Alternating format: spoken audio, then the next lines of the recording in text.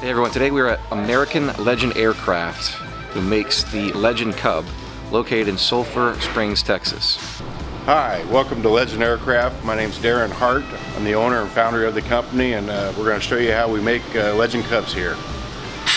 First of all, we start off with the raw materials, this 4130 chromoly tubing and stuff. So you can see several sticks of steel here that we start off with, and then we take that, and then to start a fuselage or a landing gear or anything built out of steel, control surfaces, rudder, you name it, rudder pedals, seats, they're all steel tubes. So what we do is that we take that raw material and we make those parts. And this is so happened to be for a heavy-duty 3x3 landing gear system. You'll see how everything's all profiled. This is all done by CNC machine. Back in the old days, they had hand nibblers when Piper built these aircraft. And today we take that CAD information, we turn it over to machine language, and we put it in a CNC, and they'll profile all these what they call fish mouths. So when we put tubes together in our jigs, they all fit like a glove. And so the same thing it's done on a fuselage, we're doing on landing gear and other parts. They all come in kits. And in this particular area, you'll see all kinds of fixtures and jigs, we call them, of how we hold all these tubes. I mean, we got these clamps that will clamp down these tubes, and then we'll weld them up. And as you go over here where Shane is working, you'll see him welding up a landing gear system.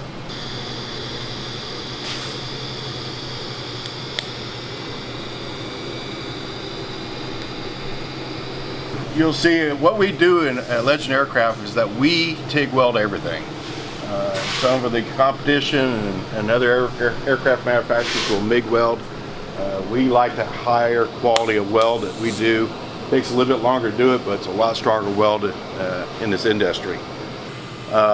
What we did to the fuselage, okay? Well, what we did is we started out with the Piper P-18 airframe. And what we did is we looked at all these STCs that have been done in the Cubs. Been hundreds and hundreds of STCs improvements have been done with these airplanes. So, but we wanted to make it more modern, stronger airframe and everything else. So what we did is we wanted to make the airplane a lot more roomier. So what we did is we took basically the landing gear attach points and the wing attach points and made it 3 inches wider. The other big thing we did is that we added a second door. So everybody knows that the experience with a Cub is able to fly around with these doors open and enjoy the scenery and the smells of flying around. So we have 2 doors, so now instead of doing all your turns to the right, now you can do them to the left and look out your door and see all that scenery and stuff out there. On our airframe, we consider it as 70 years of technology has been proven out there from Piper aircraft. Essentially the airframe's the same, but we did a lot of improvements to the airplane.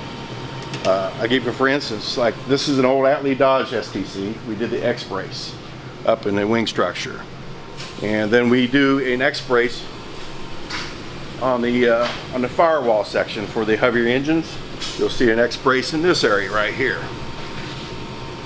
And we do 049 wall lower launch rods. That's another big improvement. And we increased a couple tube sizes and diameters of the tubes and stuff, just to make it a stronger airframe. And to date, we have had 0 service bolt-ins on our Super Legend. Okay, as we travel over here, we're going to go into another stage of our assembly of Legend Cubs. Basically, this airframe just came out of our jig this morning, and everything's got all tacked in various spots of all the tubes in their position and stuff. And then what Lane does is he'll go around and do all the structural welding of the airframe. Again, we use a TIG to weld up our whole airframe, so it's a lot stronger weld and stuff. And there's a set pattern that Lane will do when he goes and welds up the airframe. We just don't weld up one side and go to the other side. He has to kind of scatter where he does his welding to prevent any torquing or twisting of the fuselage and stuff. When you get to this one, we know that this is going to be a AL-18, because on the AL-18s, because the heavy engines, we do this X-brace back here, and we have some extra brackets for the flaps and stuff like that doing this area right here. The airplane's all structurally welded, and we have, I would say, 200 plus little tabs that Kyle does in the aircraft. TIG welding has become somewhat of an industry standard in aviation today, moving up from the classic gas torch of acetylene and oxygen, which still even today is a totally acceptable form of welding. And still, there are other less critical areas that some manufacturers still choose to simply MIG weld.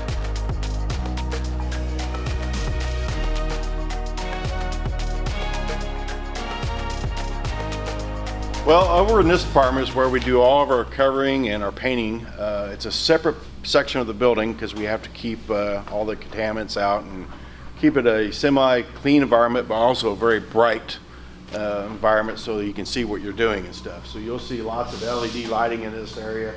But being a tube fabric aircraft, this is our fabric.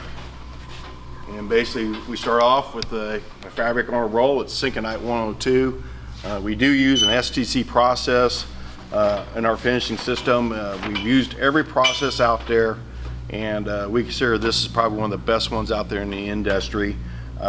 We don't have any problems with peeling and cracking and fading and stuff like that. We have 10 years, or actually 15 years of aircraft flying out there, and they have really held up really nice. So we're very proud of the process and what we use.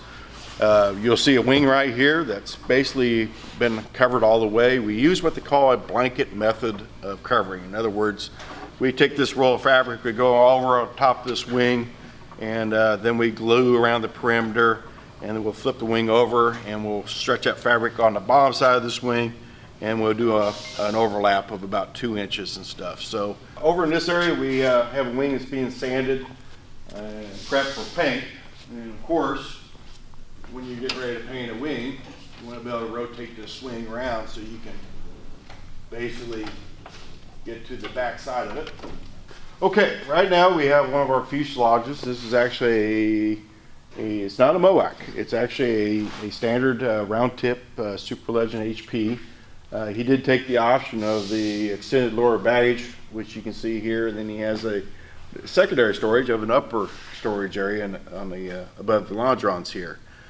We use a lot of carbon fiber in our building of the aircraft. All of our cowling is all carbon fiber. And as you see, all of our floorboards and baggage compartments are all carbon fiber and stuff to help save weight in these aircraft. People ask how we cover a fuselage. It's pretty simple how we do it, but what we do is that we cover the belly first, and we wrap the fabric around the longerons, and then we take 2 pieces of fabric and we have a sewn seam, what we call down the backbone of the aircraft up the vertical. And so we sew our fabric, and then we lay it, and then we go around the sides and we glue it to the bottom or the lower longerons. And then everything's all shrunk up from there with that classic iron, and then it's taped and all the seams and all the corners and stuff like that to give it extra reinforcement. We are partnering with great companies like Dynon Avionics at Dynon.com, Airtech Coatings at AirTechCoatings.com, Clemens Insurance at ClemensInsurance.net, South Mississippi Light Aircraft at FlySMLA.com, Foxtrot 95 Calhoun County Airport at FlyFoxtrot95.com, Edge Performance at EdgePerformance.no. Take a moment to go visit their websites at the links found below in the description of this video.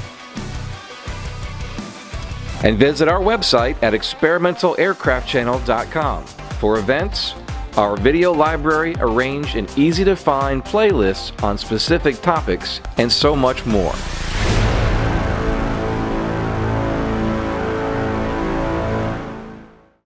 Here at Legend Aircraft in our production hangar and in our wing department, and this is where we build our wings for our aircraft. You can see Phil over here is assembling a rib.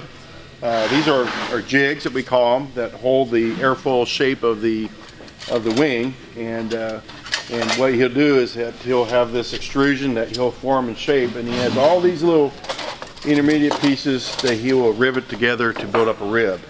And if you can shoot over against the wall, you'll see all those ribs. They're actually put in order of how they get placed in the wing in the aircraft or in the wing. So he'll calico all these intermediate pieces in the rib, And then what he'll do is he'll come over here. When the rib kit comes out of the jig, it's all cleco together. These are what they call clecos that kind of temporarily hold the parts in place. And then what he uses is we use hard rivets. And he'll put his rivet in that hole, and this is a rivet squeezer. And he has a little button right here that he'll squeeze, and it'll squeeze the rivet. Okay, over in this department, in the wing department, we have our various ribs in order how they get assembled in the wing.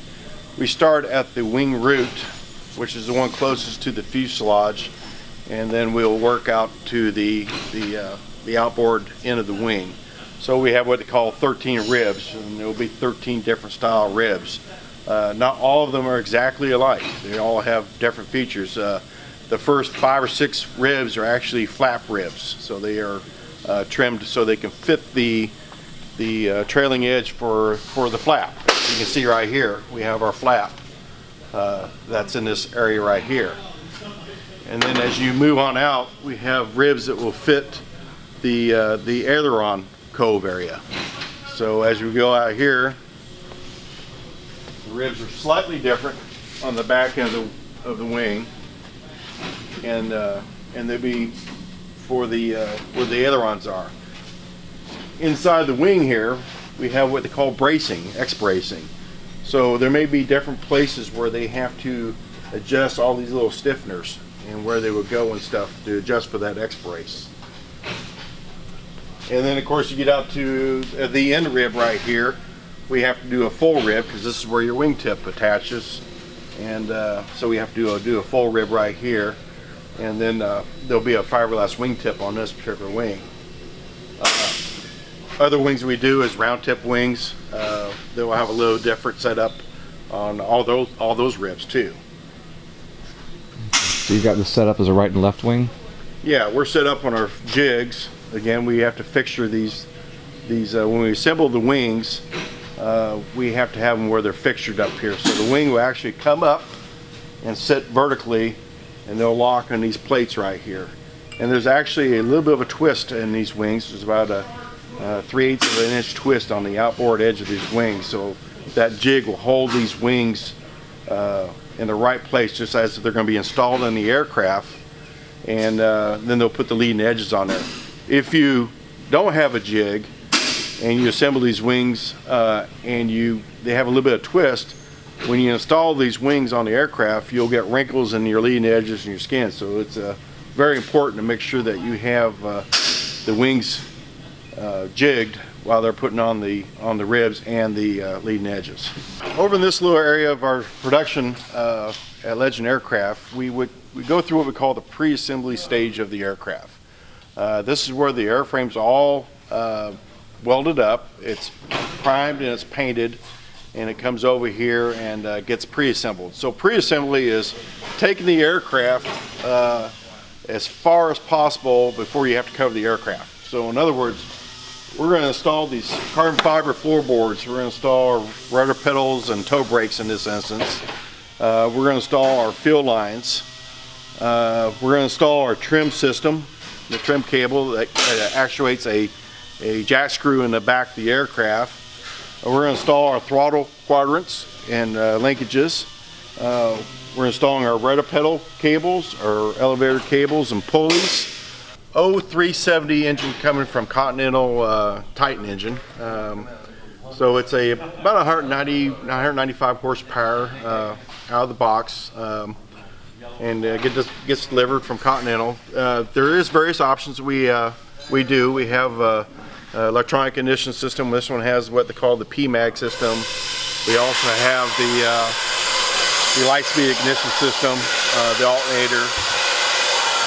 And basically what they'll do is they'll go ahead and pre-fit all the baffling and get the engine prepped so it'll be installed in the aircraft. I have the engine mount installed eventually, and the engine isolators and stuff like that.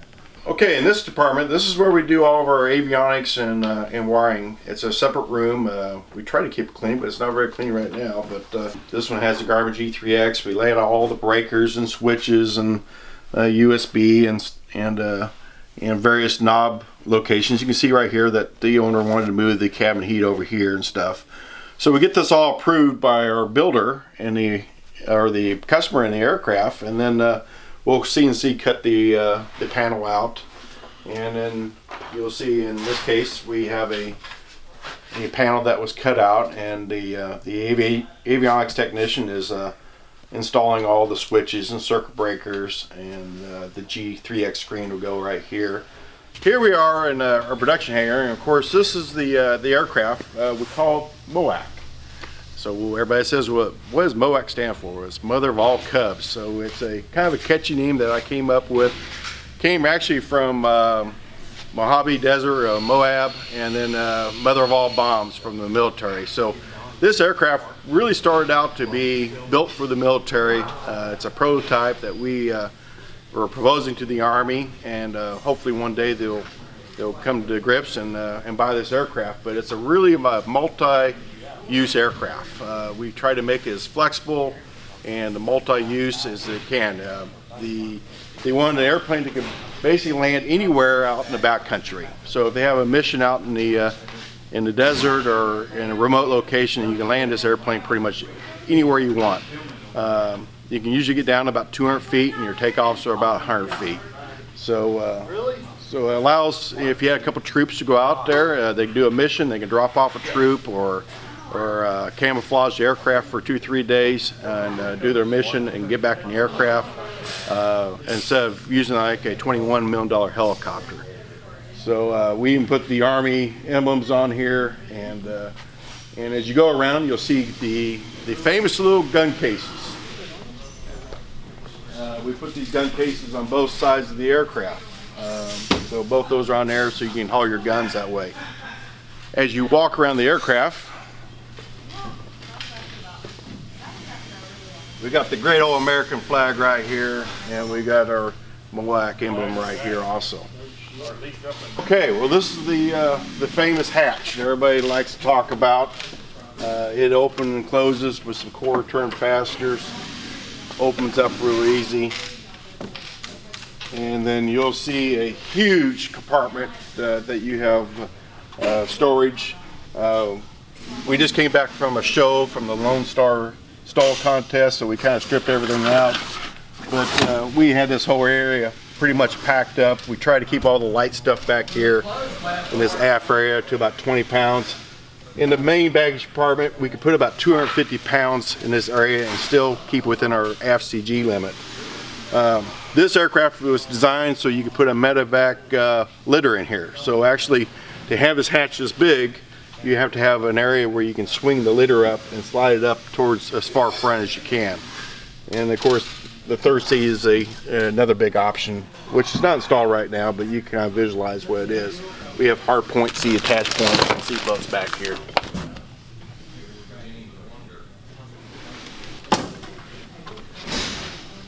Flip these windows down right here, and we get access to this baggage compartment.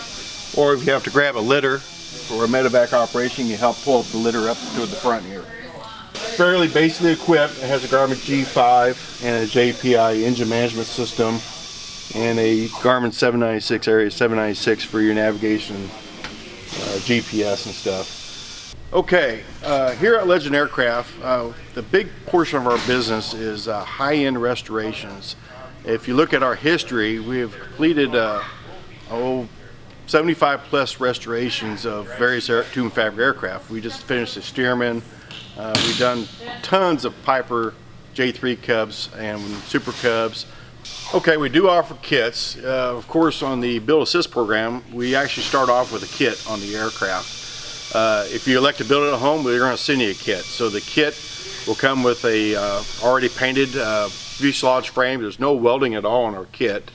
You have to assemble, do the same assembly that you would do here at the factory, like on the pre-assembly. You'll get your kits, and everything's all individually wrapped and packaged, just like if you're going to do a rudder pedal kit or a cable kit. All your hardware and everything comes pre-packaged, so you'll install a particular kit and get that completed, then you go on to your next kit. So they're really well organized. We have a system that we put on Dropbox. It has all of our engineering drawings and pictures and aids of how we do things here at the factory to help the builder building that kit at his house. So it's a very popular program. A lot of people like to build their own airplane in their garage, and it's a great option for to do that. We offer all three models, the AL3, the AL11, and the 18 in kit forms. Well, our way to get a hold of Legend Aircraft is obviously through our website, which is www.legend.aero. Our phone number is you can always call. I'm happy to visit with you and work through an order configuration or talk about the options that we offer. There is a lot of options that we do. So you can give us a call. It's 903-885-7000 is our phone number. And you can ask for Darin. I'm personally happy to help you out and work through an order sheet or just answer any questions for you. The Moak Cub by Legend Aircraft has been seen all across America at the National STOL competitions, which is a regional competition that you can check out yourself. Thanks for watching this episode of the Experimental Aircraft Channel. Remember to like, subscribe, and hit that bell so you don't miss a single episode.